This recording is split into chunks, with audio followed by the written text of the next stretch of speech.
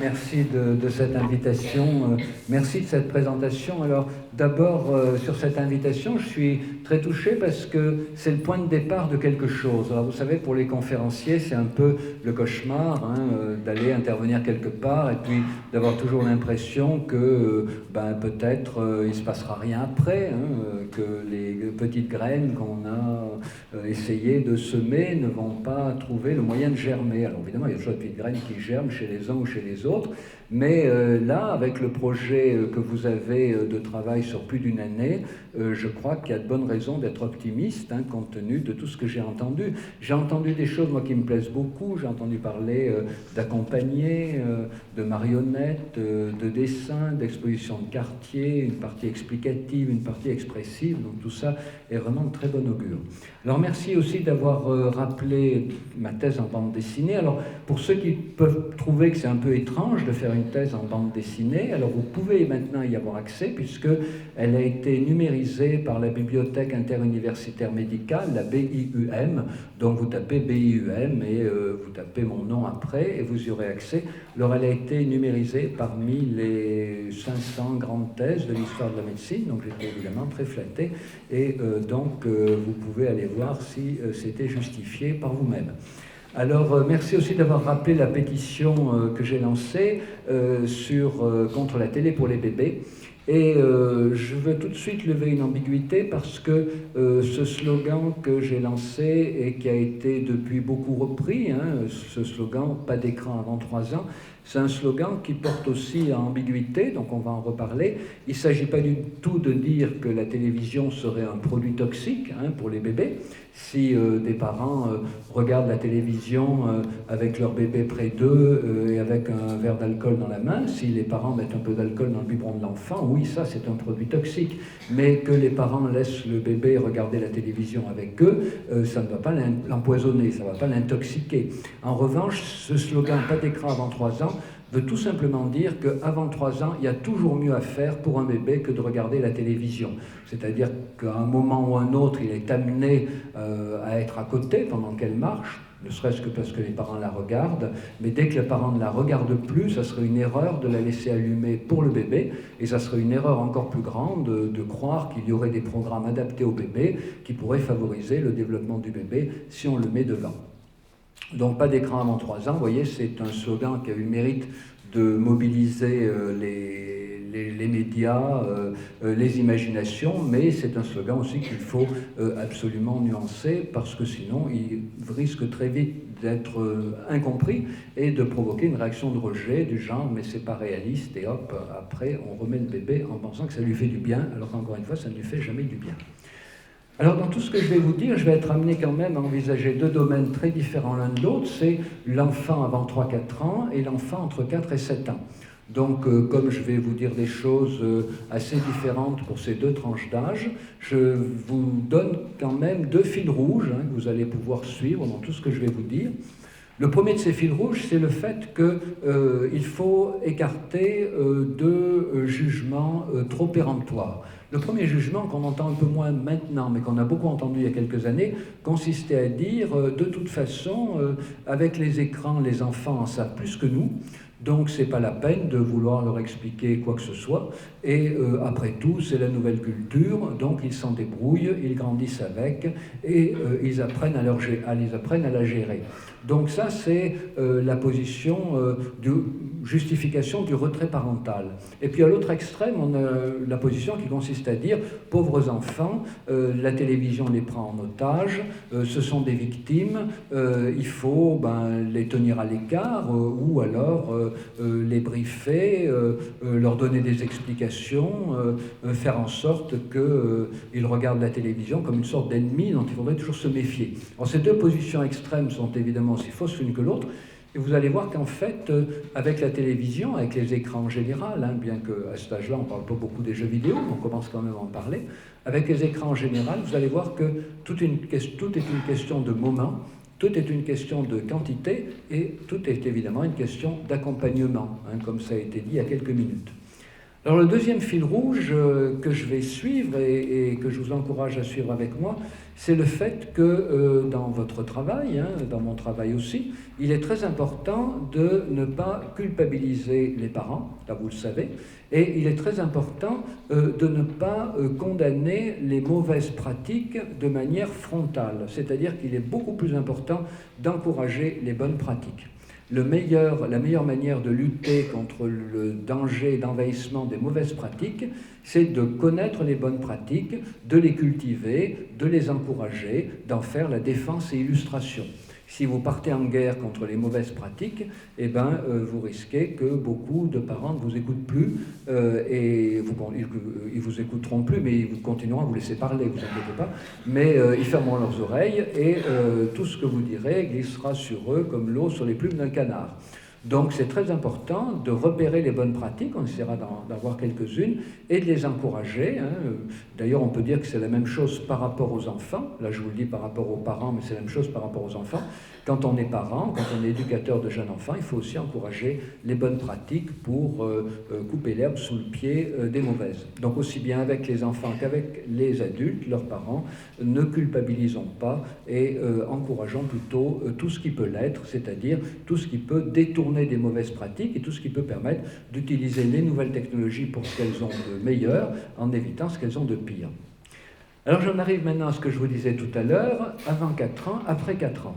Donc maintenant je vais vous résumer les choses en 2 grandes parties. Je vais vous parler à peu près pendant une demi-heure et puis après j'essaierai de répondre à vos questions. Ça sera plus éclairant pour moi et sans doute plus intéressant pour vous. Alors il faut quand même poser quelques repères pour bien distinguer le fait qu'avant 4 ans et après 4 ans, les choses se passent totalement différemment. Alors je vais commencer par après 4 ans. Pourquoi ? Ça serait logique de commencer avant 4 ans et continuer après 4 ans, ce serait chronologique. Alors je vais commencer après 4 ans parce qu'après 4 ans, il est plus facile de comprendre ce qui se passe pour un enfant parce que le fonctionnement psychique d'un enfant est beaucoup plus proche du nôtre.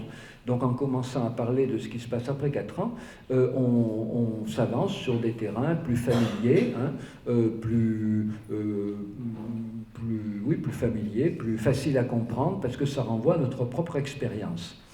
Alors première chose, après 4 ans, les enfants regardent pas mal la télé, ils la regardaient avant déjà, mais aux alentours de 3-4 ans, il va se passer quelque chose de très important pour eux, c'est que d'abord, ils vont acquérir la possibilité de comprendre un enchaînement narratif.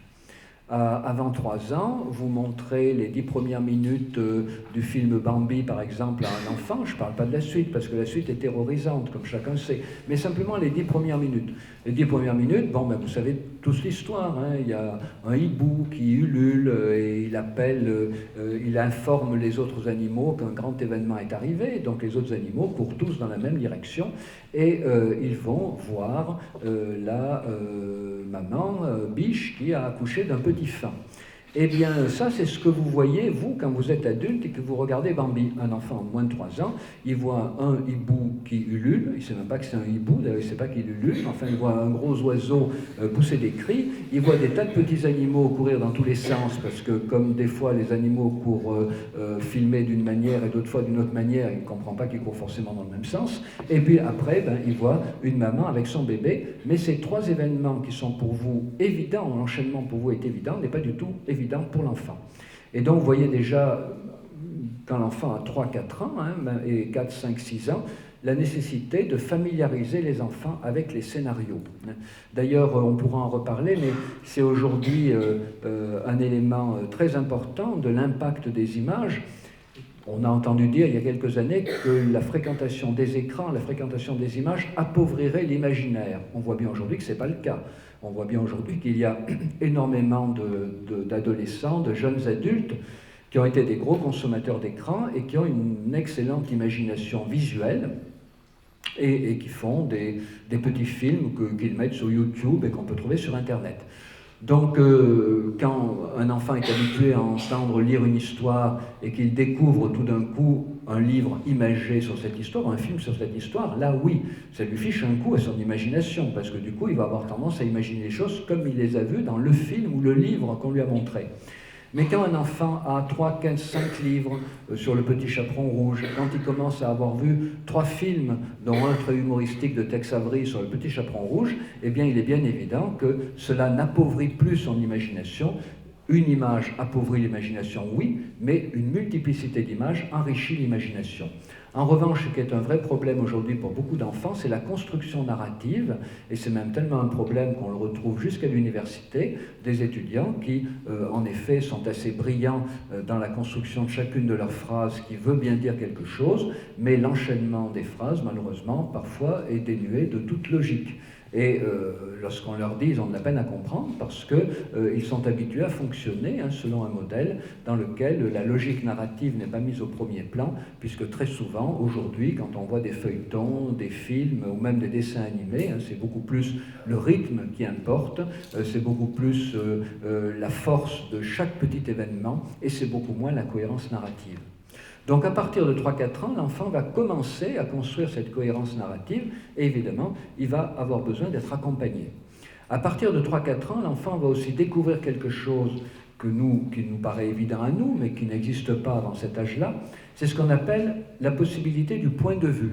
C'est-à-dire que si vous voyez 2 personnes se disputer, et que vous leur demandez à chacun pourquoi ils se disputent, il y en a un qui vous donne une raison, il y a l'autre qui vous donne une autre raison, et si vous êtes normalement constitué, vous allez vous dire, il voit chacun les choses de son point de vue, chacun voit les choses, chacun voit midi à sa fenêtre, comme disait ma grand-mère, ce qui est une très bonne métaphore de l'illustration de la théorie du point de vue. Mais un enfant n'a pas la possibilité de comprendre que chacun peut avoir un point de vue différent en fonction de son expérience personnelle du monde. Ce qui fait que quand un enfant voit quelque chose, il pense immédiatement que c'est la réalité et qu'un autre point de vue est impossible. Ce qui fait évidemment que ça donne une relation très adhésive aux images, puisqu'il n'y a pas le recul de pouvoir penser qu'on pourrait penser soi-même autrement et qu'un camarade peut penser différemment de soi. C'est pour ça aussi que les divorces sont si terribles quand les enfants sont petits, parce que les enfants ne peuvent pas penser que papa et maman se séparent parce qu'ils voient chacun le monde différemment. Les enfants sont contraints, du fait de leur fonctionnement psychique à ce moment-là, ils sont contraints de penser que l'un des deux a tort et que l'autre des deux a raison. Donc la théorie du point de vue, c'est très important, c'est ce qui va permettre d'expliquer à l'enfant, par exemple, que la publicité est faite pour vendre et qu'elle ne dit pas forcément la vérité. Avant, ça va être compliqué de l'expliquer, parce que l'enfant n'aura pas encore acquis la théorie du point de vue. Donc là aussi, vous voyez, une fois qu'on a compris ça, on a compris qu'il faut évidemment l'encourager. Alors disons maintenant quelques mots du contenu des images. Le contenu des images, vous savez comment il a évolué, de plus en plus d'images stressantes, de plus en plus d'images violentes, des rythmes de construction de plus en plus frénétiques, avec le son Dolby Stereo à domicile, avec la 3D à domicile bientôt, des images qui vont avoir le pouvoir de nous faire rêver beaucoup plus, mais aussi de nous stresser beaucoup plus. Et l'enfant de 3-4 ans, malheureusement, il est très souvent stressé par les enchaînements narratifs auxquels il ne comprend rien, par les contrastes lumineux, par la rapidité des actions, par les changements brutaux de plan, de prise de vue. Et donc un enfant de 4, 5 ans, 6 ans, 7 ans et au-delà, il va nouer avec les images une relation dans laquelle quand même, assez souvent, il va vivre des stress. Il va vivre des stress du fait de l'enchaînement des images, mais aussi du fait de leur contenu qui fait souvent référence au monde adulte auquel il ne comprend rien. Alors, il ne faut pas croire que les enfants soient dénués de moyens pour faire face au stress des images. Heureusement, ils en ont. S'ils n'en avaient pas, ils seraient beaucoup plus perturbés qu'ils ne le sont. Or, il faut bien constater que, grosso modo, ils arrivent à peu près à retomber sur leurs pieds. Alors, quels moyens ont-ils pour retomber sur leurs pieds? Et vous allez voir que quand on a compris ces moyens, on comprend mieux la responsabilité qu'on a vis-à-vis d'eux en tant qu'éducateurs, que pédagogues ou que parents. Alors, les enfants ont 3 moyens pour retomber sur leurs pieds. C'est les mêmes moyens que ceux qu'ont les adultes. C'est tout bête. Le premier, c'est d'en parler, c'est les mots. C'est vrai que quand on va au cinéma voir un film dont on craint qu'il nous stresse, on préfère y aller à 2, à 3 ou à 4. Comme ça, on sait qu'on pourra en parler à quelqu'un sitôt qu'on est sorti. Si on y va tout seul ou si on pensait voir un film tranquille et qu'on est stressé à la sortie, on sort son téléphone mobile pour dire tu sais pas ce que je suis allé voir, je te le conseille pas, oh là là, j'en fais tout retourner. Donc on arrive quand même à mettre des mots sur ce qu'on a vécu. Donc les enfants, c'est pareil, et quand les enfants étaient malmenés par des images, eh bien, une recherche qu'on avait menée entre 1997 et 2000 en France avait montré qu'ils cherchent un interlocuteur. Malheureusement, souvent, ils ne le trouvent pas. Donc, être un interlocuteur pour les enfants autour des images qu'ils ont vues, c'est très important. Alors, deuxième moyen, quand les enfants pourraient tomber sur leurs pieds, c'est de créer eux-mêmes des images. Alors, quand ils sont petits, ils vont dessiner. 11 septembre 2001, il y a des enfants qui parlent, il y a des enfants qui dessinent des tours, des avions, parfois des loups, voilà, parfois des lions. Parce qu'évidemment, quand ils dessinent, ils vont mêler les images qu'ils ont vues à leur représentation imaginaire. Mais l'important, c'est qu'ils fassent ce travail de mise en représentation personnelle. Donc les mots, les images, là aussi ça nécessite d'être accompagné, de proposer aux enfants de dessiner, de peindre, voir s'ils sont un peu plus grands, 6-7 ans, de faire des photographies, ils peuvent le faire, c'est pas trop petit. Et puis troisième moyen qu'ils ont de retomber sur leurs pieds, c'est toute la gestualité, les mimiques, la sensorimotricité. C'est le fait tout d'un coup de se mettre à parler comme un héros de feuilleton, de marcher comme un personnage de film. Et évidemment, vous voyez que c'est une manière ludique, c'est une manière ludique de gérer l'impact des images sur soi. C'est le jeu, c'est le faire semblant. C'est pas imiter pour de vrai, c'est imiter pour de faux. Et dans la recherche qu'on avait faite entre 1997 et 2000, on était arrivé à la conclusion que plus les enfants sont invités à imiter pour de faux, moins ils sont tentés d'imiter pour de vrai. Donc ça veut dire qu'il faut évidemment créer des espaces d'accompagnement pour les enfants dans lesquels on leur propose de parler de ce qu'ils ont vu, de dessiner, et puis pourquoi pas de jouer, on en reparlera plus longuement tout à l'heure. Alors le problème, c'est qu'il n'y a pas toujours un adulte à côté d'eux, et je dirais même que plus les enfants ont été malmenés par des images, moins ils vont pouvoir trouver un interlocuteur avec lequel en parler. Si un enfant est très malmené quand il regarde Dora l'exploratrice, par une scène qui peut lui rappeler, par exemple, Dora l'exploratrice, elle veut traverser un lac. Si un enfant a vu une barque couler avec 2 passagers dessus au milieu d'un lac, peut-être que la scène de Dora l'exploratrice avec la barque, ça va le malmener.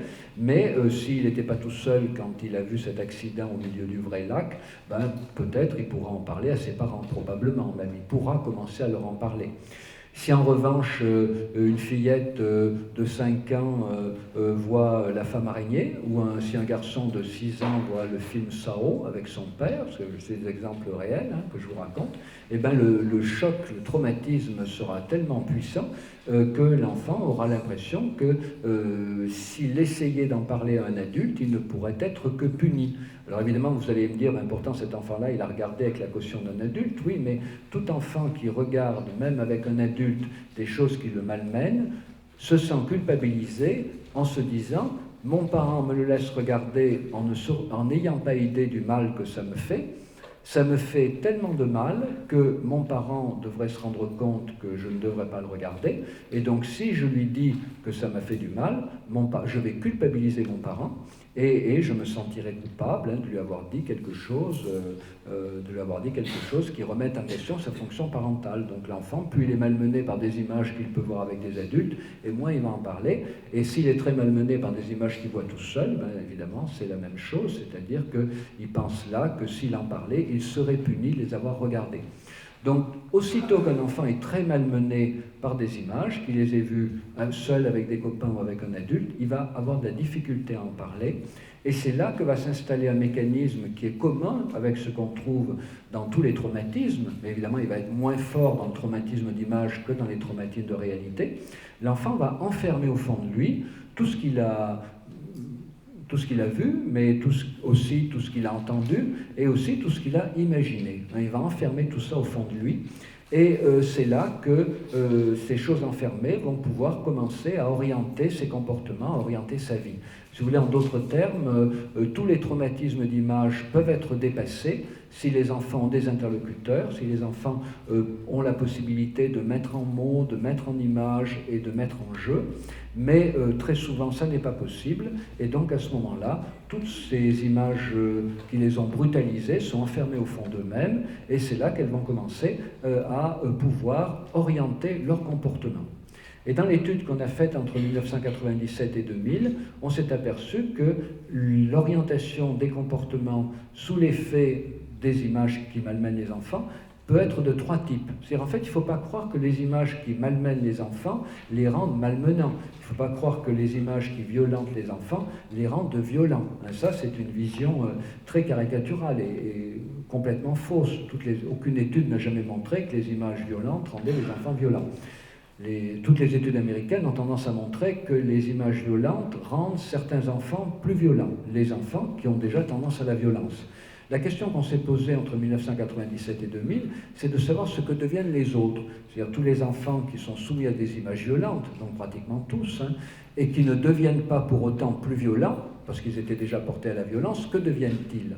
Et là, on s'est aperçu qu'en fait, il existe 3 groupes à peu près équivalents d'enfants. Il y a ceux, comme le montrent les grandes études américaines, qui sont déjà portés à la violence, souvent des enfants d'ailleurs qui ont un monde intérieur en miettes, qui vivent dans des familles où ils manquent de repères, et donc ces enfants-là vont trouver, dans les images violentes qu'ils voient, une légitimité à être violents. Ils vont se dire, puisque la violence est partout, puisque les héros violents semblent finalement mieux tirer leur épingle du jeu que les autres, ne serait-ce que parce qu'on les met en scène, donc ça prouve qu'ils sont intéressants, qu'ils se font remarquer, eh bien des enfants vont tirer argument pour tenter d'utiliser la violence pour résoudre leurs problèmes de vie quotidienne.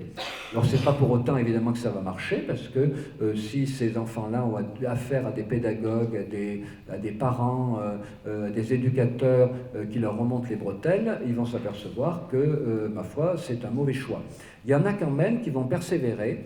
Ce sont les enfants qui vont avoir été malmenés par les images qu'ils ont vues, mais d'autant plus malmenés que ce sont des enfants malmenés dans la réalité. Et là, je pense à tous les enfants qui sont victimes de maltraitance, de mauvais traitements, d'abandon, de carences éducatives. Et ces enfants-là vont être encore plus malmenés par les images violentes, et eux vont pouvoir réagir d'une manière très particulière, qui est que la violence qu'ils voient mise en scène va leur paraître le seul moyen d'éviter d'être à nouveau victimes. Et on s'aperçoit que certains enfants aujourd'hui n'acceptent non seulement pas de punition, mais même pas de réprimande, parce qu'ils vivent cette situation comme équivalent à la mort pour eux. Ils la vivent comme équivalente à l'état de stress terrible et presque de mort psychique qu'ils ont vécu à un moment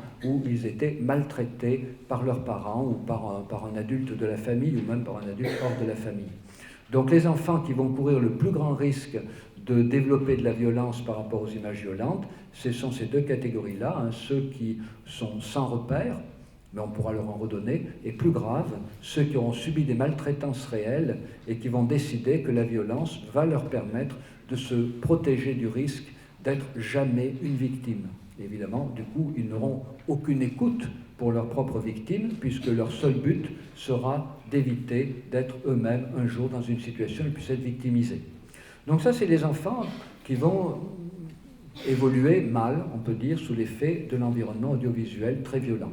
Alors il y a une deuxième catégorie d'enfants que les études américaines ne prennent jamais en compte et qu'on a bien trouvé, nous, dans notre étude, c'est les enfants qui vont réagir exactement à l'inverse. Ce sont des enfants qui ont souvent aussi subi des maltraitances, qui grandissent dans des familles où il n'y a pas assez de repères, et ce sont des enfants qui vont, au contraire des précédents, développer l'impression que quoi qu'il arrive, ils seront toujours des victimes. C'est les enfants qui vont se victimiser un peu plus. Des enfants angoissés, craintifs, dépressifs, qui ont une tendance à se sentir facilement persécutés. Et ce sont ces enfants qui vont toujours se retrouver victimes dans toutes les situations. Et ce sont même des enfants qui vont tellement se présenter comme des victimes, s'offrir comme des victimes, que si un enfant a des tendances agressives, tout de suite, ces enfants-là vont être pris comme tête de turc, évidemment. Ils vont être identifiés tout de suite comme victimes consentantes a priori par les enfants agressifs. Alors heureusement, il y a un troisième groupe d'enfants aussi, on l'a bien vu dans la recherche, c'est ce qu'on a appelé les enfants oraux. C'est des enfants qui, dès l'âge de 3-4 ans, vont s'identifier aux redresseurs de tort, des enfants qui vont rêver plus tard de devenir médecins, éducateurs, assistants sociaux, diplomates, et d'ailleurs parfois qui vont y arriver, hein, mais ce sont des enfants qui rentrent très vite dans des carrières de réparation. Et on s'aperçoit que ce sont des enfants qui sont sensibles évidemment à la souffrance d'autrui, ce sont des enfants qui éprouvent facilement de la compassion, qui ont des réflexes de solidarité, hein, et ce sont des enfants qui vont très souvent développer cette tendance personnelle dans des choix professionnels. Donc vous voyez, les mêmes images peuvent en fait, selon l'histoire de l'enfant, son tempérament, son environnement familial et son environnement social au sens large, les mêmes images vont pouvoir avoir des conséquences différentes. Alors évidemment, la question qui se pose, c'est comment faire pour que le plus grand nombre possible d'enfants évoluent du bon côté, c'est-à-dire du côté de la compassion, de l'entraide, de la solidarité. Ben, c'est pas très compliqué à comprendre. Comment faire pour que ça soit le cas? Eh ben, il faut évidemment que les pédagogues, les parents, les éducateurs développent l'entraide, la compassion, la solidarité. C'est-à-dire que les parents, les éducateurs, les pédagogues ne perdent aucune occasion avec les enfants de 4-5 ans et plus de pointer les situations de réparation qui existent dans tous les scénarios violents, qu'il s'agisse de scénarios de fiction ou qu'il s'agisse d'événements d'actualité, il y a toujours un moment quelqu'un qui vient en aide. Parce que s'il n'y avait pas toujours quelqu'un qui vient en aide, l'espèce humaine aurait disparu depuis longtemps. Donc, quelle que soit l'ampleur de la catastrophe, même dans les catastrophes militaires, même dans les plus terribles événements qu'on voit représentés à la télévision, eh bien, il y a toujours des gens qui viennent en aide, ou tout au moins qui essayent de venir en aide, même s'ils en sont empêchés. Eh bien, ce sont ces comportements-là qu'il faut commenter, hein, qu'il faut amplifier auprès des enfants dès qu'ils sont en âge à peu près de construire un scénario, c'est-à-dire de comprendre un point de vue, c'est-à-dire dès qu'ils ont 3 ans et demi, 4 ans. Donc vous voyez déjà que sur ce terrain-là, il y a à faire, hein, c'est-à-dire qu'il faut donner aux enfants les moyens de surmonter leur traumatisme, et il faut donc avec des mots, avec des images, avec du jeu, et puis il faut également valoriser autant que c'est possible, et c'est toujours possible, l'entraide, la compassion, la solidarité.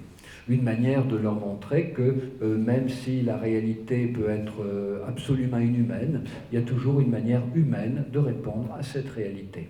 Et ça, il risque bien de ne pas le voir tout seul, non pas que ça ne soit pas présent dans les fictions et les actualités, mais ce n'est pas spectaculaire.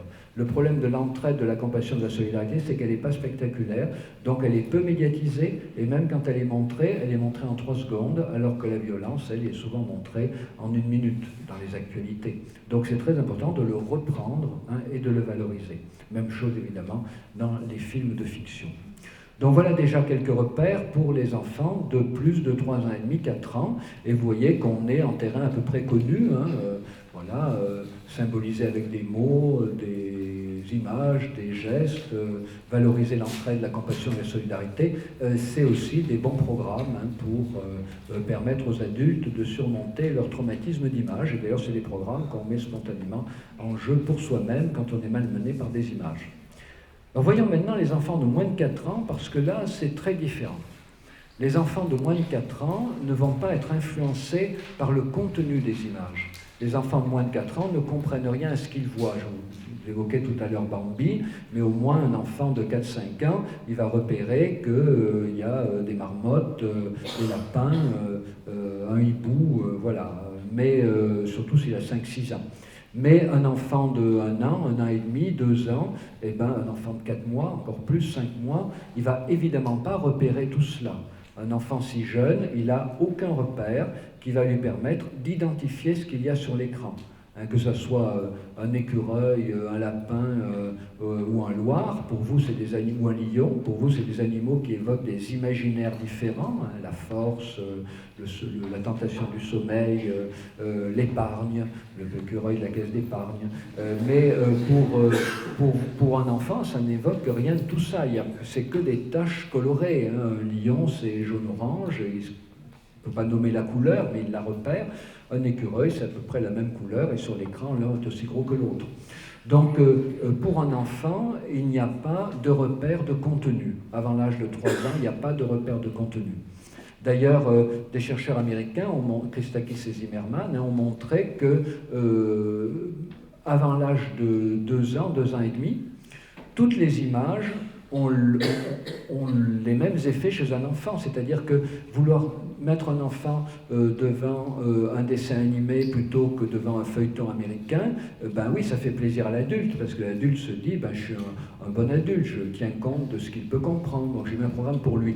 Oui, mais des chercheurs américains ont montré que dans les deux cas, c'est exactement pareil pour l'enfant. Qu'un enfant voit des actualités, qu'il voit un feuilleton américain, qu'il voit un dessin animé soi-disant fait pour lui, alors qu'il n'y a aucun programme fait pour les enfants, parce qu'on en reparlera, aucun programme ne peut faire de bien à un enfant quel qu'il soit, mais dans tous les cas, eh ben, quel que soit le programme que l'enfant regarde, pour lui c'est pareil, c'est-à-dire il voit des formes, des couleurs, des rythmes et des lumières.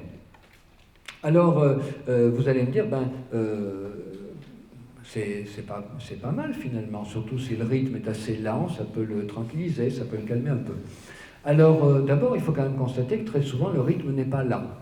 Voilà, dans le feuilleton américain, dessin animé, même de Walt Disney, c'est très rapide, très heurté. Et qu'est-ce qui va se passer pour le tout petit? Il va se passer que toutes ces expériences qu'il va vivre vont déséquilibrer son monde intérieur.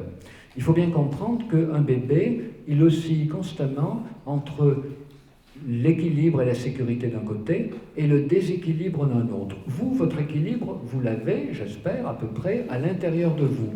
C'est-à-dire que si vous êtes dans une situation qui est un peu déséquilibrante, vous retrouvez votre équilibre à l'intérieur de vous. Par exemple, vous voyez une fiction terrifiante, vous vous rassurez en vous disant « n'aie pas peur, c'est du cinéma ». Donc vous retrouvez votre équilibre à l'intérieur de vous. Un bébé, quand il est en situation de déséquilibre, parce qu'il est submergé par une expérience qu'il ne peut pas du tout maîtriser, qu'est-ce qu'il va faire? Eh bien, il va courir vers sa maman ou vers l'adulte le plus proche. Il va demander les bras, il va se mettre dans ses jupes, c'est une femme, et il va chercher une réassurance de contact. Alors, dans la vie quotidienne, les bébés ont constamment des occasions d'être déséquilibrés. Vous emmenez un tout petit au jardin, il y a un gros ballon qui tombe à côté de lui, il ne sait pas ce que c'est qu'un ballon, la première fois qu'il en voit un, il crie. Il y a un avion à réaction qui passe dans le ciel, ça fait un bruit terrible, il crie. Voilà, il y a un enfant qui passe à côté en vélo en agitant sa sonnette, il regarde vite sa maman pour savoir s'il faut s'en inquiéter ou pas. Donc un tout petit, dans la vie courante, il est constamment soumis à des expériences qui le déséquilibrent, mais constamment, il cherche une réassurance près de l'adulte qui est près de lui. Ça, c'est la vie normale du bébé, et en général, les expériences déséquilibrantes sont assez peu nombreuses, parce que le ballon, la sonnette, l'avion en réaction, quand il est dans sa chambre, ça risque pas trop d'arriver. Donc en général, il a un environnement assez familier, et donc petit à petit, il apprend à se passer de sa maman, et il se rassure avec l'environnement familier qui l'entoure, dont il n'attend pas de surprise, parce qu'en effet, il n'y en a pas. Donc il est tranquille. Vous mettez ce bébé devant la télévision et là, sur l'écran, il y a des tas d'animaux qui sautent, des gens qui sautent aussi, des bruits, des voitures, des avions, toutes sortes de choses, des lumières, des rythmes, des couleurs. Et donc le bébé, il va être soumis à une quantité de stress considérablement plus élevée que dans sa vie quotidienne. Et en plus, il ne va pas avoir sa maman près de lui, très souvent, parce qu'elle est dans la cuisine en train de faire le repas, ou elle est en train de surfer sur Internet, ou le papa lit le journal, il est là, mais le journal. Et donc si le bébé en plus est attaché devant le poste de télévision dans sa petite chaise, ce qu'il arrive qu'on voit parfois, eh bien vous voyez qu'il va vivre une quantité de stress terrible sans avoir les moyens de se rassurer près d'un personnage privilégié. Alors, le bébé a un autre moyen. Vous allez me dire, mais la maman, elle n'est pas toujours là dans la vie. Il y a des moments où les bébés sont tout seuls, ils jouent. Ben oui, parce que le bébé a un autre moyen très vite pour se rassurer, un moyen qui va apparaître vers le 12e mois. À partir du 12e mois, le bébé va avoir un autre moyen pour se rassurer, c'est le jeu. C'est-à-dire qu'il va mettre en scène les événements qui le stressent pour se familiariser avec eux et pour se construire des représentations personnelles. Le bébé qui reçoit une fessée, après chacun sait qu'il va fesser son doudou. Et en fessant son doudou, eh bien, il va évidemment s'identifier alternativement à l'adulte qui fesse, qui donne la fessée, et au bébé, au doudou, à lui-même, qui a reçu la fessée. Donc, dès que le bébé joue, il va s'identifier à tous les pôles de la relation. Le problème, c'est quand il est dans la télévision, il va être soumis, encore une fois, à des quantités de stress sans commune mesure avec ceux de la vie quotidienne, et en plus, il va être démuni de la possibilité de jouer, puisque il va être scotché devant l'écran, même s'il n'est pas attaché, il va être scotché, et il va donc être détourné du jeu. Et donc, vous voyez mieux la signification de ce que je vous disais tout à l'heure en commençant, c'est-à-dire que pas d'écran avant 3 ans, ça veut dire qu'il y a toujours mieux à faire pour le bébé. Ce qui est mieux à faire pour le bébé, c'est de jouer. Même si le bébé est pas très longtemps devant l'écran, bon, ça ne va pas lui faire du bien, mais si c'est pas très longtemps, il aura du temps pour jouer. S'il est trop longtemps devant l'écran, eh bien, il aura moins de temps pour jouer, et c'est là que ça commence à devenir problématique. Donc, encore une fois, il est inévitable que le bébé se trouve à certains moments devant l'écran. On va ne pas l'enfermer dans sa chambre dès que les parents veulent regarder quelque chose entre 19h et 20h30, si c'est l'heure où le bébé est réveillé. Pas question donc de l'isoler de la famille, donc il va être là en même temps que les parents. Mais encore une fois, dès que les parents ont fini de regarder ce qu'ils voulaient voir, il faut arrêter le poste pour laisser le bébé jouer tranquillement, c'est-à-dire sans être interrompu constamment par les bruits, par les lumières qui viennent de l'écran. Donc ça, c'est des travaux qui sont déjà anciens et qui ont 3-4 ans, parce que les travaux évoluent vite dans ce domaine-là, et donc on sait depuis 3-4 ans qu'un enfant qui regarde la télévision plus d'1 heure et demie, 2 heures par jour, il présente en effet des troubles de l'acquisition du langage, des troubles de la concentration et des troubles du jeu, avec des conséquences qu'on ne mesurait pas encore très bien à long terme. Eh bien, ces conséquences, on les mesure depuis 1 mois, puisqu'il y a 1 mois, il y a une étude qui est parue, étude américano-canadienne, ou canado-américaine, comme vous voulez. Et donc cette étude conclut, c'est une étude qui a été menée sur 10 ans, donc les bébés ont été suivis depuis leur naissance jusqu'à l'âge de 10 ans, et cette étude a montré que les effets perturbateurs de la surconsommation de télévision chez le bébé, c'est-à-dire plus d'1 heure et demie à 2 heures par jour, les effets de la surconsommation de télévision chez le bébé, donc une consommation, je ne vais pas dire qu'on met le bébé devant pour son bien, simplement le fait que l'écran soit allumé quand il est là, eh bien cette recherche a montré que les effets se font sentir encore à la 10e année. Et probablement, l'étude va continuer, mais des effets qui continuent à se faire sentir à 10 ans, probablement, ils continueront à se faire sentir à 12, à 14 ou à 16. Alors, quels sont ces effets? Ils ont été quantifiés, les Américains quantifient tout. Donc, ils ont été quantifiés. On sait que pour chaque heure de plus passée à regarder la télévision entre 2 et entre 1 et 4 ans, l'enfant a 6% de risque de plus d'être pas bon en mathématiques. Donc 6% de performance en moins en mathématiques, 6% de performance en moins en écriture. La lecture n'est pas affectée. Donc quand je dis 6% pour chaque heure passée en plus, ça veut dire que si un bébé passe 4 heures par jour devant la télé, c'est-à-dire 2 fois plus que 2 heures, ça fait 12%. C'est comme ça qu'il faut le comprendre, c'est quand même beaucoup. Et le résultat plus spectaculaire, c'est que pour chaque heure de plus passée devant la télé, les enfants auraient, à 10 ans, d'après cette recherche, 10% de risque de plus d'être constitués en bouc émissaire et en tête de turc par leurs camarades. Et ça, c'est le résultat qui m'a étonné par le chiffre, mais qui est parfaitement compréhensible par ailleurs, c'est que la télévision invite les enfants à se constituer en spectateurs du monde. Et en plus, la télévision prive les enfants du terrain privilégié qu'ils ont pour construire un rapport actif au monde, à savoir le jeu. Vous, si vous décidez de regarder la télévision beaucoup, vous avez déjà constitué votre personnalité. Mais la personnalité d'un enfant, elle se constitue, le socle de la personnalité, la plupart des apprentissages de base se constituent entre 0 et 5 ans. Donc, il faut bien comprendre que la surconsommation de télévision entre 0 et 5 ans, c'est pas seulement que ça abrutit un peu le soir, c'est que ça laisse des conséquences, ça laisse des effets très importants, qui vont, encore une fois, d'après cette étude, se faire sentir à la 10e année. Donc vous voyez que c'est des études qu'il faut connaître parce qu'elles montrent que le problème n'est pas seulement un problème de petit enfant, de troubles de concentration, de troubles du sommeil chez un tout petit, parce que les parents peuvent se dire, ça c'est bon, voilà, après ça va lui passer, hein, c'est comme le biberon, on donne un biberon à des petits, après il mangera normalement, voilà, il a un peu de troubles de la concentration, mais après quand il va aller à l'école, ça va se rattraper. Non, ça ne se rattrape pas. Ça ne se rattrape pas, et même, vous voyez, il y a ce chiffre quand même assez extraordinaire de 10% de risque d'être constitué en bouc émissaire ou en victime désignée par les autres enfants, d'être victime d'agression de la part des autres enfants. Donc vous voyez d'ailleurs que cette approche balaye l'idée que la surconsommation de télévision et de programmes violents rendrait les enfants violents. Il n'y a rien du côté de rendre les enfants violents et il y a tout du côté de les rendre victimes. Alors probablement, hein, le fait que ça les rende plus violents, c'est peut-être difficile, je ne sais pas, dans l'étude, mais enfin, nous, d'après l'étude qu'on avait faite, il y avait ces trois groupes, donc je n'ai pas été étonné qu'on retrouve en effet des enfants victimisés par la surconsommation de télévision. Alors, avant de vous laisser la parole pour vos questions, je vais encore dire un mot d'un programme que j'ai lancé dans les écoles maternelles en France, parce que on disait tout à l'heure que peut-être cette année serait l'occasion de lancer des initiatives qui pourraient continuer après. Alors ce programme, je l'ai appelé le jeu des trois figures.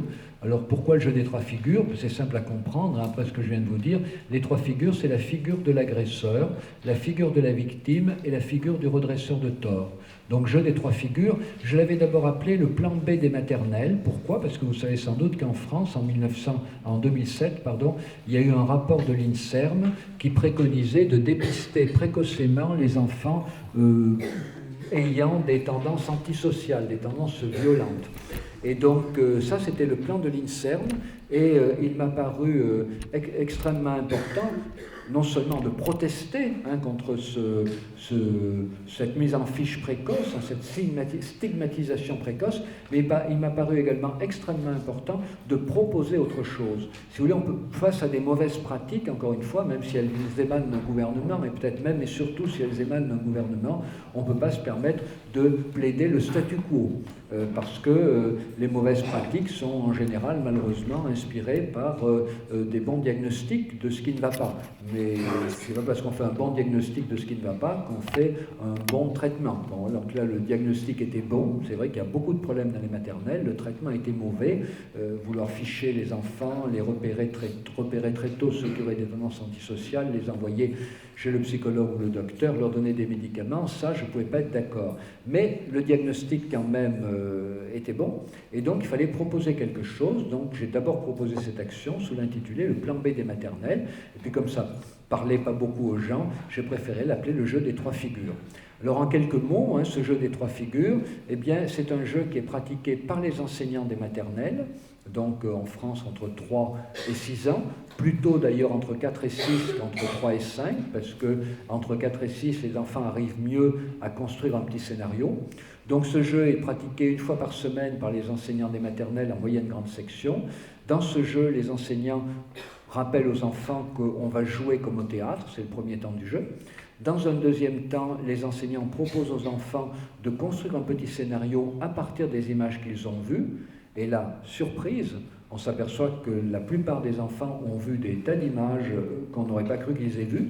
La première fois que je suis allé dans une maternelle en moyenne section, 4 ans, et que je leur ai dit « Est-ce qu'il y a des images dont vous avez envie de parler ?» Plein de doigts se sont levés. J'ai demandé ce qu'ils avaient vu, dont ils avaient envie de parler. Eh bien, il y avait Le Vampire du Campus, série américaine, il y avait Spider-Man, et il y avait Les Détraqueurs de Harry Potter. Les 3 programmes dont ils avaient envie qu'on parle à 4 ans. Donc là, je me suis dit, j'ai bien fait de venir. Et j'ai dit aux maîtresses, mais vous voyez, c'est bien d'avoir un temps dans la semaine pour travailler à partir du Petit Chaperon Rouge ou de Cendrillon, c'est bien, ça fait rêver. Mais il n'y a pas que ça dans la vie des enfants. Il faut quand même aussi parler du reste, voilà. Donc, encore une fois, d'abord, premier temps, on rappelle qu'on va jouer comme au théâtre, donc on se fait pas mal, on fait semblant.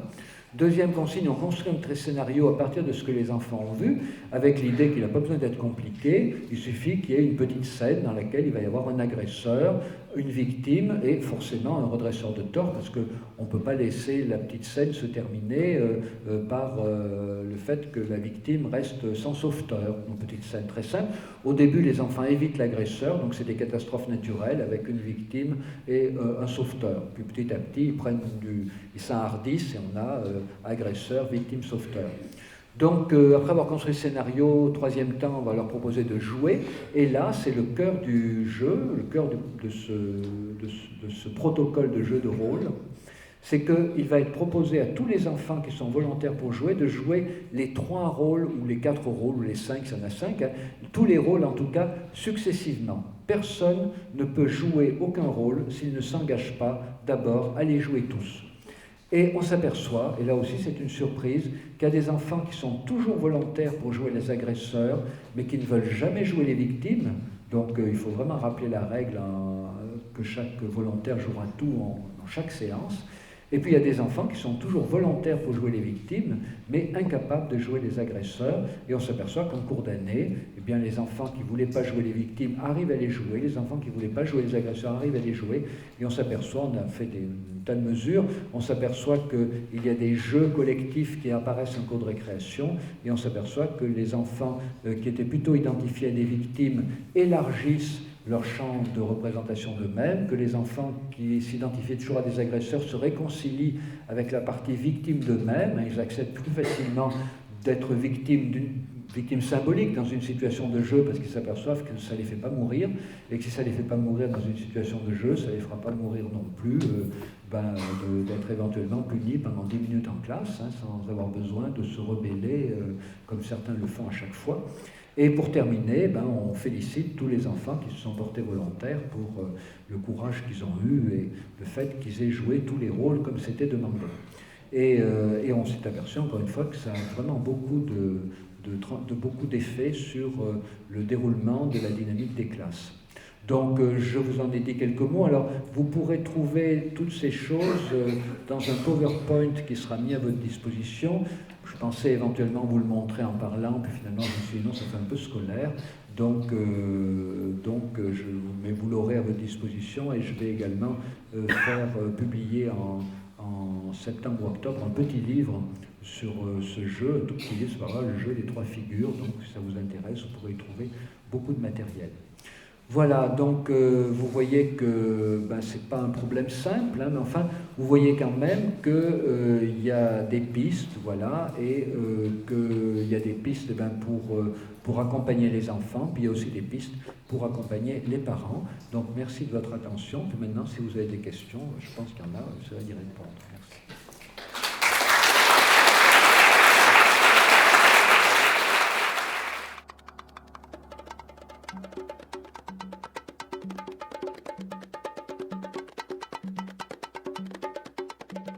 J'aurais une question qui est liée à d'autres écrans, finalement, parce que vous avez évoqué l'enfant qui subit finalement la réalité de l'image, spectateur passif comme ça de l'image qu'il reçoit. Qu'en est-il? Est-ce que vous pouvez dire 2 mots sur les ordinateurs où l'enfant finalement peut interagir avec l'écran qui est en face de lui? Est-ce qu'il y a eu des études qui ont été faites par rapport à leur évolution? Est-ce que pour vous, l'ordinateur avec la souris, le clic, c'est comparable à un jeu?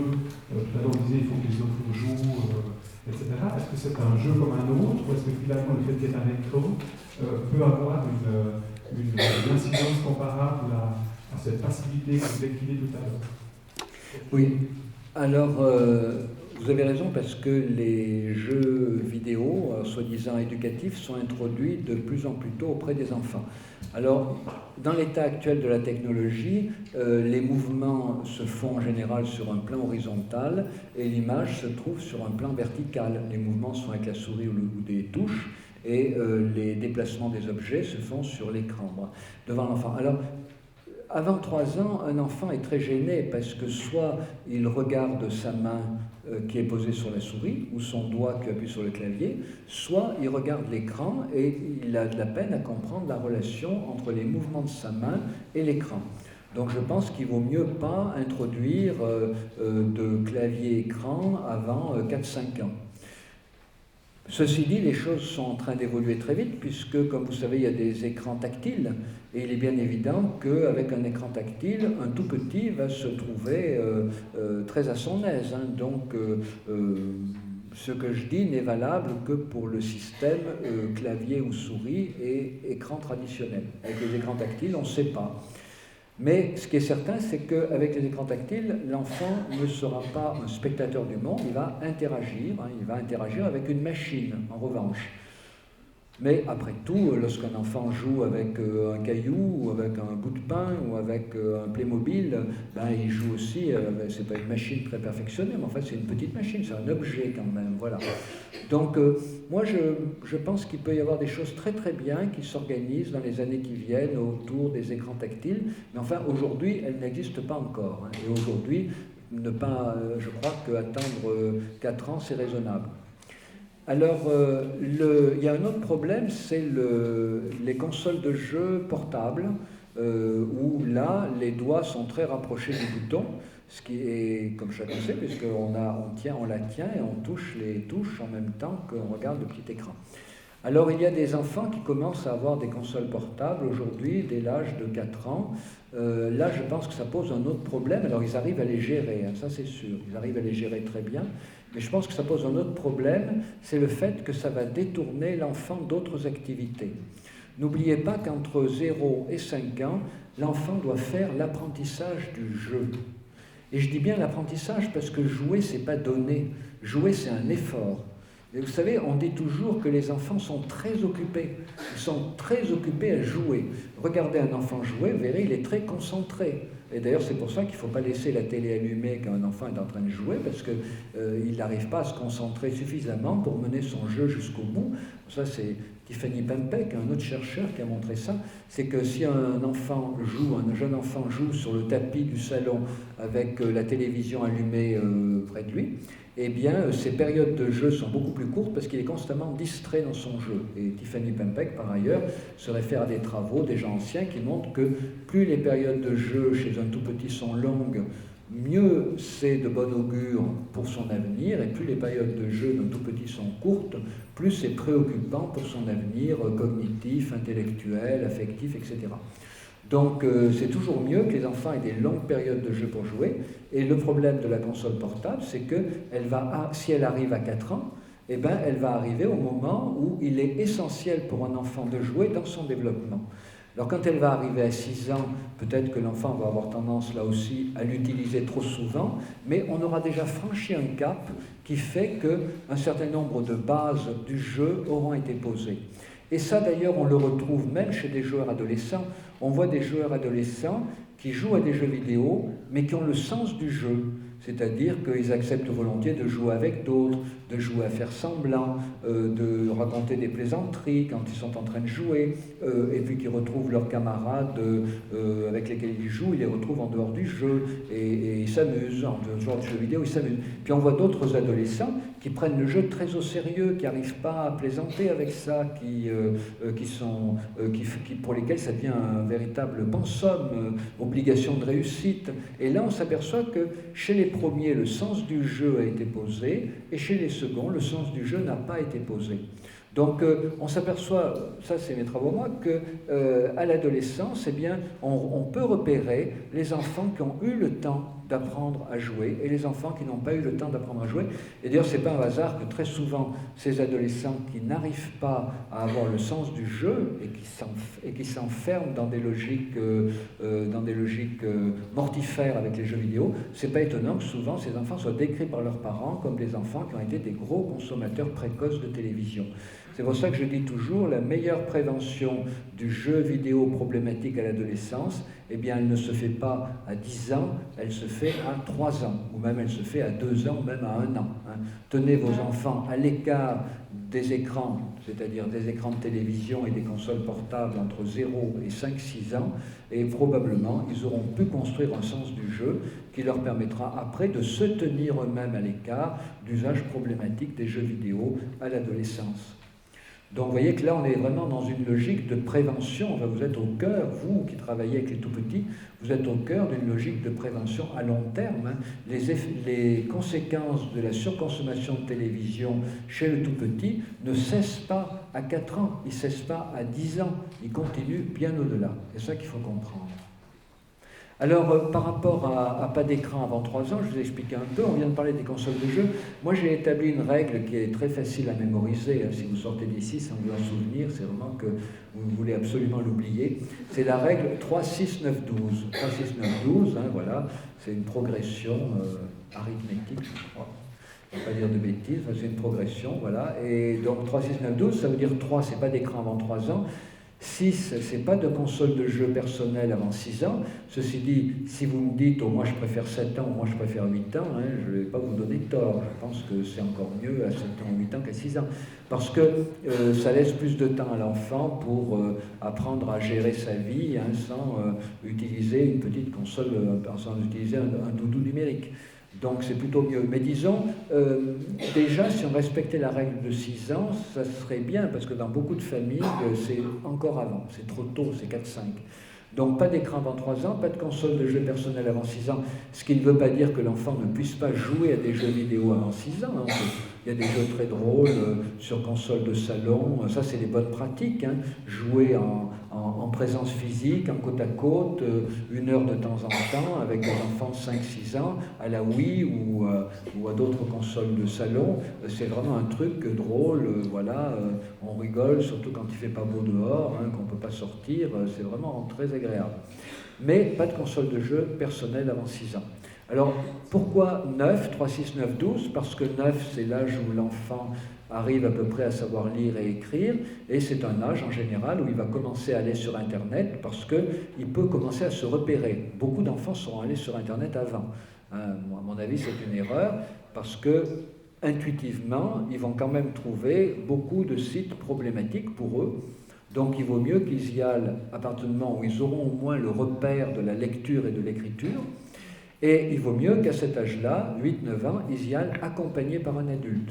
Alors selon votre intérêt pour une nouvelle technologie, ça peut être 1 heure par semaine, 1 heure par jour, mais ça chaque famille fixe ses barèmes, mais en tout cas accompagné. Et puis à partir de 11-12 ans, l'enfant va aller sur Internet tout seul, parce que souvent d'ailleurs les enseignants demandent qu'ils aillent sur Internet pour faire leurs devoirs.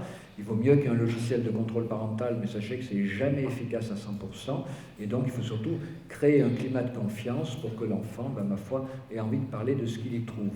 Voilà, donc 3, 6, 9, 12. Alors 3, 6, 9, 12, c'est une règle nécessaire pour moi, mais elle n'est pas suffisante, en ce sens que ça ne veut pas dire qu'à partir de 11-12 ans, l'enfant va avoir un accès illimité à Internet depuis sa chambre. Hein.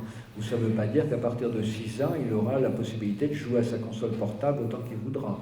Donc 3, 6, 9, 12, c'est le moment où introduire les nouvelles technologies, mais après, il faut quand même que les parents toujours encadrent l'usage. Et encore une fois, plus les parents auront commencé à encadrer l'usage tôt, et plus ça leur sera facile de continuer à encadrer l'usage tout au long de l'enfance et plus tard de l'adolescence de leur adolescence. Je suis éducateur dans une garderie ici à Lausanne. Vous avez parlé des images qui malmènent les enfants et de leurs conséquences à partir de 3 ans, en évoquant beaucoup des histoires de violence et de rythme. Est-ce que vous pouvez nous toucher 2 mots par rapport aux images dont ils ont accès à la télévision? Je m'interroge aussi beaucoup dans la rue par rapport aux affiches, par rapport à l'érotisation des adultes, des corps, et aux conséquences que cela peut avoir sur le développement des enfants dans cette tranche d'âge 4-7 ans, et de comment les accompagner par rapport à cette confrontation. Oui, c'est une question très difficile parce que c'est un domaine dans lequel, au contraire des images violentes, on est obligé de se mettre à leur remorque. C'est-à-dire qu'on peut éventuellement dire à des enfants, peut-être vous avez vu des images qui vous ont malmené, s'il y a eu la veille au soir un journal télévisé avec des scènes très violentes, on peut éventuellement y faire allusion, peut-être qu'il y en a parmi vous qui ont regardé le journal télévisé hier soir. Donc tant qu'on est dans le domaine de la violence, eh bien on peut, en tant qu'éducateur, parent, on peut aller au charbon, on peut tendre la perche. Mais autour des images pornographiques, on ne le peut pas. Parce que celui qui invite l'enfant, quiconque invite un enfant à parler de pornographie, se constitue en séducteur potentiel. Donc, avec ces images-là, ça oblige à avoir une relation de confiance suffisante pour qu'un jour l'enfant puisse en parler. Et c'est souvent d'ailleurs complètement imprévisible pour les parents ou les pédagogues, donc il faut que tout le monde s'y prépare, en sachant que de plus en plus ça arrivera un jour, qu'on ne sait pas quand, on ne sait pas où, mais il faut s'y préparer. Je vous donne un exemple, c'est une mère, voilà, un jour avec son petit garçon qui est en train de manger tranquillement, un garçon qui avait 3 ans, et donc tranquille, hein, ils sont tranquilles, détendus, et tout d'un coup, le petit garçon dit « Est-ce que c'est vrai, maman ?» Ou même pas, il n'a pas dit « Est-ce que c'est vrai ?» Il a dit « Est-ce que les dames mangent le zizi des messieurs ?» Alors c'est comme ça les questions des enfants, c'est toujours quand on s'y attend le moins, ça tombe. Est-ce que les dames mangent le zizi des messieurs? Voilà, alors la dame, elle s'est pas scandalisée, hein, voilà, la maman, elle a essayé de parler, et donc en fait c'était un petit garçon qui était pris en charge chez une nourrice, et il y avait des revues pornographiques que le mari de la nourrice laissait traîner parfois, et le petit garçon avait vu une scène de fellation sur papier glacé, et voilà, dans sa tête, les dames mangent le zizi des messieurs. Donc la maman a bien réagi, elle n'a pas renvoyé la nourrice, elle n'a pas porté plainte, voilà, elle a discuté avec son enfant, mais il faut que tous les parents se fassent à cette idée-là. Je vais vous donner un autre exemple, c'est une mère qui me raconte, il n'y a pas longtemps, il y a quelques jours, elle me dit, vous savez, ceux qui seront 3, 6, 9, 12 dans notre famille, on l'applique, hein, ils n'ont pas d'écran avant 3 ans, pas de console de jeu avant 6 ans, pas d'internet avant accompagné, et internet seul à 11 ans. Alors elle dit, justement, il vient d'avoir 11 ans, donc on lui a dit, maintenant, tu vas pouvoir aller sur internet tout seul, et le soir, le garçon dit, vous m'avez dit que sur internet, tout pouvait être falsifié, tout pouvait être truqué. Les parents disent oui, c'est vrai, on t'a dit ça, il faut faire attention, tout est truqué sur Internet. L'enfant dit non, c'est pas vrai parce qu'il y a un endroit où il y a des messieurs et des dames qui ont des relations sexuelles et il y a marqué vidéo amateur. Donc c'est pas truqué. Il était allé sur YouPorn. Le site de vidéo le plus terrible, le vidéo pornographique le plus terrible d'Internet. Et donc sa maman lui dit mais comment ça se fait que tu as trouvé ça? Et il dit, mais c'est parce qu'à l'école, on s'échange toutes les adresses de sites où il y a ça. Voilà. Donc voilà, ça oblige, vous voyez, ça oblige à des attitudes qu'on n'aurait pas cru possibles. Hein. Et je vais vous donner un troisième exemple, parce qu'il est encore plus drôle. Je fais des fois des sessions de 2 jours.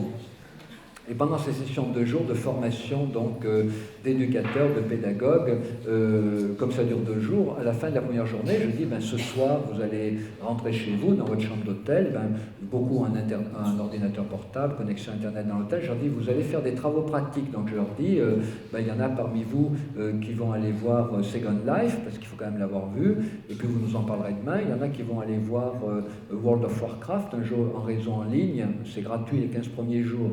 Vous pouvez y aller ce soir, voilà, ce qui est volontaire. Puis je dis, il faut quand même que vous ayez une idée de YouPorn, parce que, voilà, beaucoup d'enfants y vont. Alors, qui est d'accord pour y aller? Alors, il y a quelques dames qui lèvent le doigt, qui disent, nous, on va aller voir. Alors, le lendemain matin, on voit qui est allé sur Second Life, on en parle, qui est allé sur World of Warcraft, on en parle, qui est allé sur YouPorn. Une dame qui dit, moi, j'y suis allé hier soir, elle dit, mais il faut que je vous raconte comment ça s'est passé. Racontez-nous. Alors, elle dit, voilà, j'ai 2 enfants, 2 garçons qui ont 19 et 20 ans, et en rentrant hier soir, je leur ai dit, j'ai fait une session aujourd'hui avec un docteur qui nous a dit quand même qu'il fallait que je connaisse un peu mieux ce qu'il y a sur Internet, et il m'a dit qu'il fallait que j'aille voir YouPorn. Et à ce moment-là, ces 2 garçons changent de couleur et disent à cette dame, n'y va pas maman, c'est pas pour toi. Et oui, ça vous fait rire. Mais voilà, n'y va pas. Alors elle dit, mais si, je vous assure, le monsieur qui fait la formation, il dit, non maman, tu n'iras pas, ça va te faire du mal, on ne va pas te donner l'adresse, ça te fera du mal si tu y vas, tu ne dois pas y aller, c'est pas pour toi. Et donc elle a dû batailler ferme pour que ces 2 garçons finissent par lui indiquer le site YouPorn, qu'elle a regardé 10 secondes, 1 minute, mais il n'en faut pas beaucoup plus pour comprendre comment ça fonctionne, mais au moins pour comprendre comment ça fonctionne. Voilà. Donc voilà, il faut se préparer à ce genre de situation, mais ce qui est spectaculaire, c'est que les enfants aujourd'hui grandissent en effet dans une culture différente, mais en s'accordant aussi le droit de parler de ces choses beaucoup plus entre eux que ce qu'ils ne l'ont jamais fait. Ça, c'est donc une bonne nouvelle, mais en revanche, dès qu'ils tendent la perche, il faut évidemment la prendre. Il faut préparer les parents au fait que leur charmant petit bambin, qui paraît d'une innocence absolue, un de ces jours, il va leur sortir une vanne terrible, et il faut que les parents y soient préparés. Il faut préparer les parents en amont, mais ne jamais évoquer ces choses avant que les enfants les aient évoquées. Il y a également, pour ceux qui aiment les romans, dans l'avant-dernier roman de Nancy Huston qui s'appelle Ligne de faille, Nancy Huston raconte l'histoire d'un petit garçon de 6 ans. Et ce petit garçon joue tranquillement avec ses petites voitures dans sa chambre, mais il est toujours très attentif au moment où, quand sa mère va dans la salle de bain, elle met le sèche-cheveux en route. Alors le sèche-cheveux, c'est facile à repérer, ça fait du bruit. Donc dès que ce petit garçon de 6 ans entend que sa maman met le sèche-cheveux en route, il sait que sa maman en a pour 10 bonnes minutes.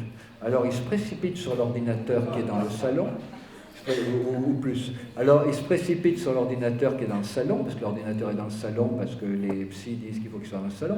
Donc il se précipite dans le salon, et qu'est-ce qu'il va voir, nous dit Nancy Huston? Eh bien, il va voir les sites gore, les sites de la guerre en Irak, les sites de décapitation d'otages et les sites pornographiques. Et puis, dès qu'il entend que le bruit du sèche-cheveux s'est arrêté, il sait que sa maman en a encore pour 1 ou 2 minutes avant de sortir de la salle de bain. Donc, il retourne vite dans sa chambre, il fait vroom vroom avec ses petites voitures, et sa maman, évidemment, lui dit « Alors, mon chéri, tu as bien joué avec tes petites voitures ?»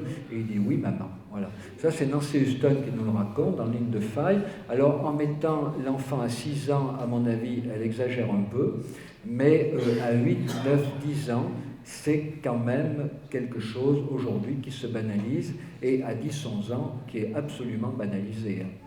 Vous savez sans doute aussi en termes de violence qu'après la pendaison de Saddam Hussein, tous les enfants des collèges avaient la vidéo cachée, enfin la vidéo pirate, enfin la vraie vidéo de la vraie pendaison de Saddam Hussein, d'ailleurs sur laquelle on ne voyait rien parce que c'était tout noir, c'était une vidéo qui était prise de l'intérieur de l'endroit où son corps est tombé après la pendaison, donc on ne voyait pas grand-chose, mais ça donnait l'impression d'être un document extrêmement violent qui faisait beaucoup rêver la violence de la pendaison. Alors que ce qu'on a vu à la télévision était plus soft. Donc vous voyez des trucs à la télé, aux actualités, ben sachez que les enfants, bon, pas dans la tranche d'âge qu'on discute, pas entre 4 mois et 7 ans, mais dès 8, 9, 10, 11 ans, ils vont avoir accès à ces documents-là non expurgés. On les trouve sur Internet. D'ailleurs, souvent, moi, des parents me disent, c'est arrivé la semaine dernière, il y a 15 jours, des parents me disent, notre enfant nous a dit, nous a raconté une histoire sur Internet, c'est un monsieur qui monte sur un wagon, parce qu'il n'y a pas de place dans le wagon, donc il monte sur le wagon, et comme à un moment, il est un peu déséquilibré, vous savez, ça se passe probablement dans un pays comme l'Inde ou le Pakistan, donc il monte sur le wagon, et comme il est un peu déséquilibré, il se raccroche à quelque chose, il se raccroche à la ligne à haute tension. Alors évidemment, il brûle. Et alors, les parents m'ont dit, ben voilà, notre enfant a regardé ça, il doit avoir 6-7 ans sur Internet, donc il nous en a parlé. Donc quand l'enfant en parle, et ben voilà, qu'on en parle avec lui, et il n'y a rien d'autre à faire. Donc il faut préparer les parents à se préparer au jour où il va leur tomber sur la tête quelque chose comme les anecdotes que je vous ai racontées autour de la pornographie, mais ça ne s'anticipe jamais. Ça ne s'anticipe jamais. Oui. Oui, quand on parlait de garçons-filles, parce qu'en fait, les garçons sont plus volontiers accro aux jeux, en tout cas violents. Ils sont aussi plus violents, les institutions repèrent plus d'enfants sexe masculin, violents. Est-ce que c'est inéluctable? Est-ce que c'est influencé par la société? Est-ce que c'est des prémices dans la petite enfance? Oui, alors il y a une particularité des garçons, c'est qu'ils sont beaucoup plus dans la sensorimotricité. C'est-à-dire le fait de jeter ou de prendre, de jeter, de s'emparer. Et on le voit dans les cours de récréation, ils courent beaucoup plus que les filles. Et du coup, ça va avoir des conséquences aussi sur leur consommation de jeux. Et c'est vrai que les petits garçons sont beaucoup plus preneurs de jeux vidéo dans lesquels on jette ou on prend, les petites filles beaucoup moins.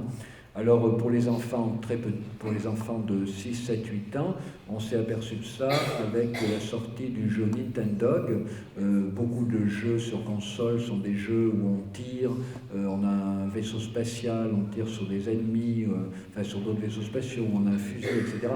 Donc ça les petits garçons aiment bien, où on envoie son animal se battre contre un animal, les Pokémon, où on s'empare d'un animal qui est caché dans les fourrés, les Pokémon, donc jeter ou prendre. Mais un jeu qui a eu beaucoup de succès chez les préadolescentes et même beaucoup plus de succès chez elles que chez les préadolescents, c'est les Nintendog, c'est-à-dire un jeu où on appelle son chien et il vient du fond de l'écran, on lui caresse la tête et il jappe, on lui apprend des tours au jardin, tout ça sur le petit écran. Donc les filles sont plus preneuses de ces jeux-là, qui sont un peu l'équivalent des jeux avec la poupée. Alors ça c'est la composante, c'est une composante qui semble bien quand même être beaucoup liée à la constitution masculine, à la testostérone, mais on ne peut pas non plus savoir quelle est la part de culture qui intervient là-dedans. Enfin, beaucoup de mamans continuent à élever leurs petites filles avec du rose, avec des activités calmes, etc. Et leurs petits garçons beaucoup plus avec des blue jeans, comme ça il peut les déchirer, il peut tomber par terre, ça ne va pas les déchirer, etc. Donc la petite fille on lui met des robes, donc effectivement si elle tombe, elle se met au genou, donc elle fait attention de ne pas recommencer. Le petit garçon il a des ronds de cuir, donc il peut recommencer plusieurs fois, il est autorisé en quelque sorte à recommencer. Donc c'est difficile d'observer la part de culture là-dedans. Voilà. Mais en tout cas au niveau des jeux, on retrouve cette différence. Et ma foi, elle n'est pas. Je ne vois pas de raison de penser qu'elle soit préoccupante, dans ce domaine-là, tout au moins. On parle beaucoup de la violence que subissent les enfants par rapport à la télévision, mais moi, ce qui m'interroge, c'est quand on regarde les dessins animés, maintenant par exemple sur Cartoon Network, c'est le message qui est véhiculé par la plupart de ces dessins animés, c'est-à-dire ils sont beaucoup construits sur l'humiliation et le ridicule de l'autre. Et je me demande comment on peut accompagner les enfants par rapport à ça. Par le jeu des trois figures, hein. C'est-à-dire de découvrir qu'on peut être dans une situation d'humiliation qu'on va faire semblant d'accepter pour se protéger, mais sans pour autant se sentir dévalorisé. Si vous voulez, il faut apprendre à jouer avec les situations sociales, à ne pas se sentir totalement piégé dans l'image que l'autre veut nous donner de nous. C'est ça, avoir la liberté intérieure, c'est que même si je suis maltraité, je ne vais pas penser que je suis nul. Le problème, c'est que si chaque fois que je suis maltraité, je pense que je suis nul, je vais me victimiser très vite en me disant, même quand je ne suis pas maltraité, que comme je suis nul, je mériterais de l'être.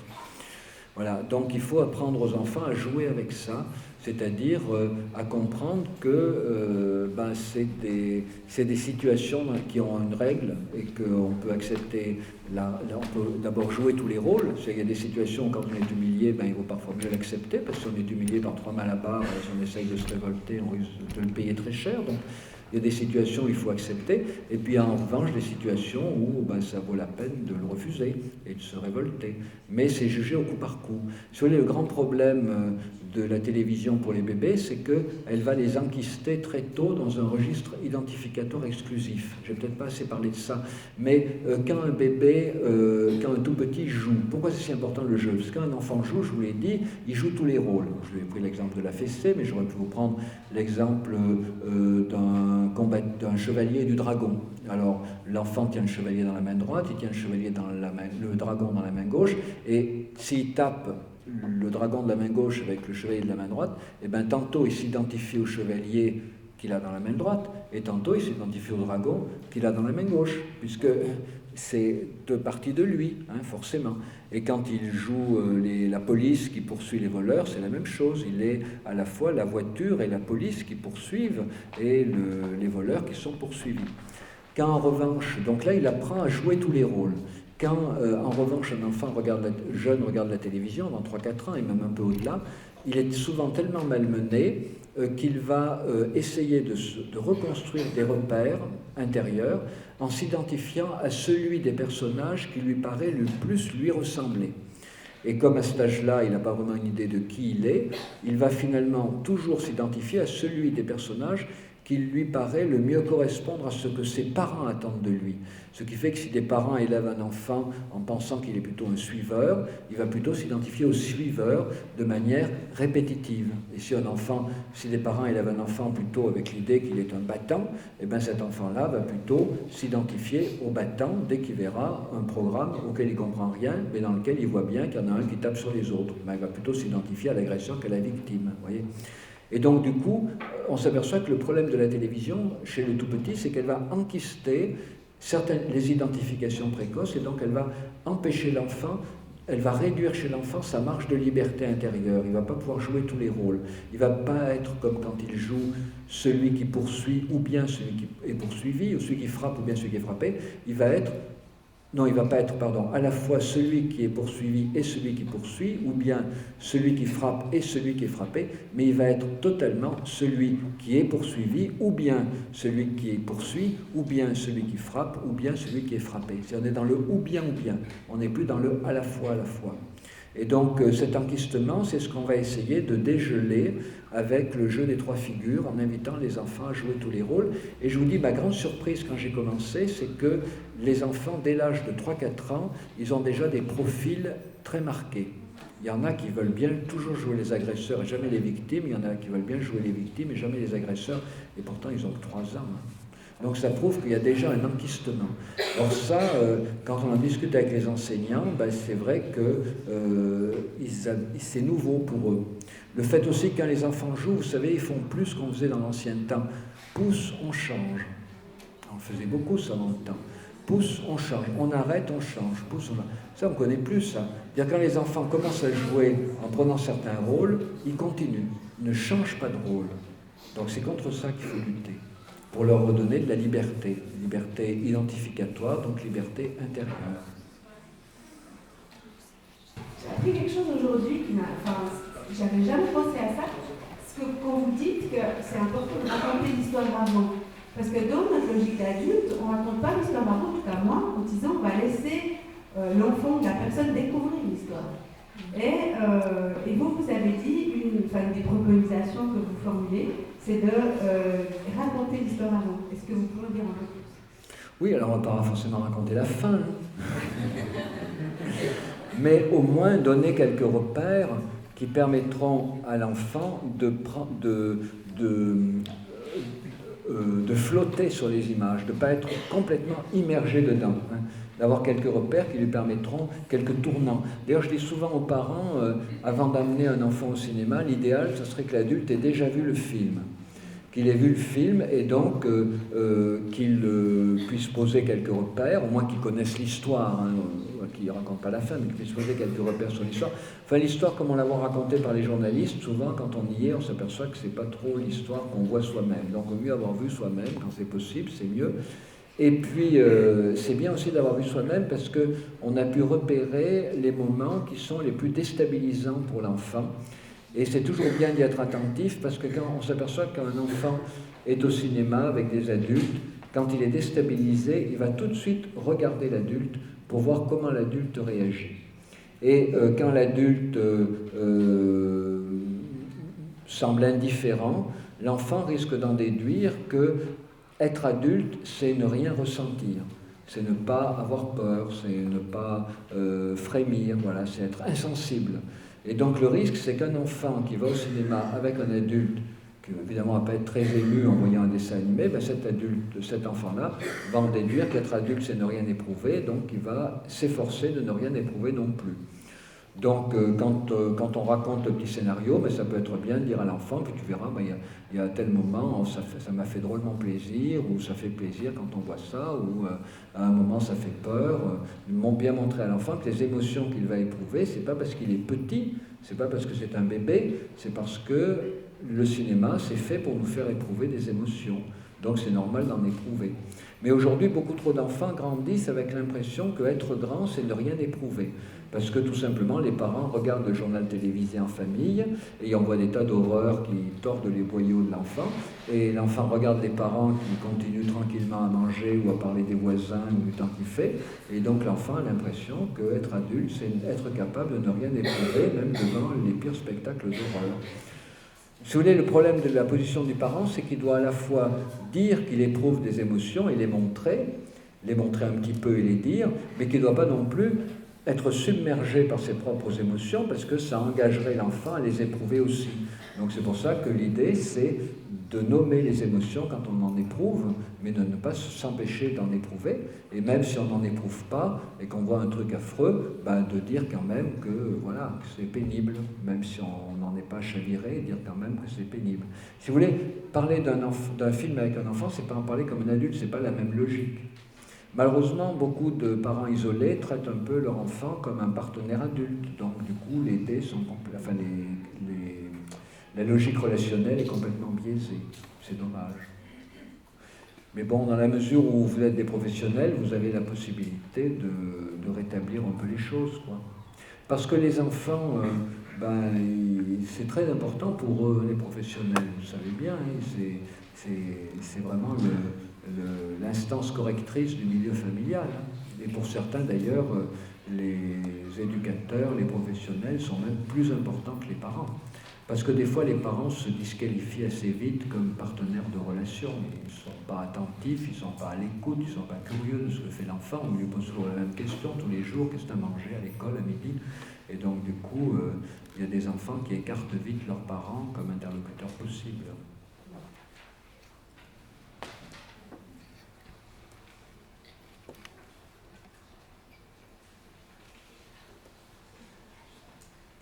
Bon, écoutez, je vois avec bonheur que tous les problèmes ont été résolus.